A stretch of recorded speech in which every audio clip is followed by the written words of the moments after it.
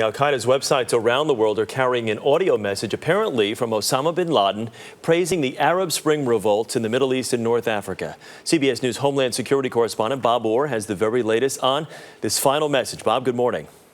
Good morning, Chris. Well, it is, as you say, a voice from the grave. 2.5 weeks after he was killed by Navy SEALs, Osama bin Laden once again is preaching to his radical followers on an audio tape apparently recorded shortly before his death.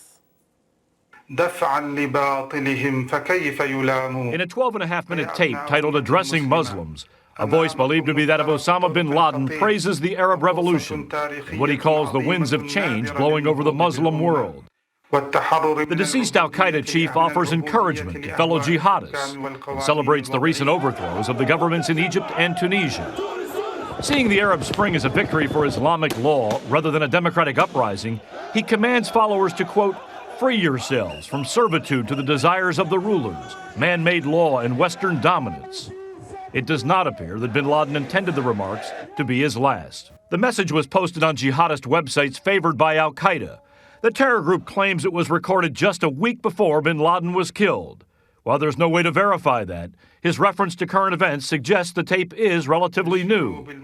Now intelligence analysts will study the recording to see if it contains any coded messages or instructions to his followers. Meanwhile, the CIA is still working through a mountain of evidence seized from bin Laden's compound. Sources say they're still looking for evidence of terror plots and running down potential leads on the locations of other top terror operatives. Two at the top of the U.S. hit list, longtime bin Laden deputy Ayman al-Zawahiri and operations planner Saif al-Adil. Numerous reports say al-Adil has taken interim control of the group, but sources say al-Qaeda has not yet settled on a new leader.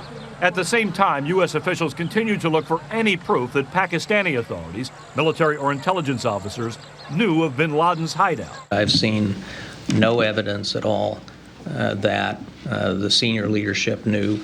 In fact, I've seen some evidence to the contrary, and we have no evidence yet with respect to anybody else.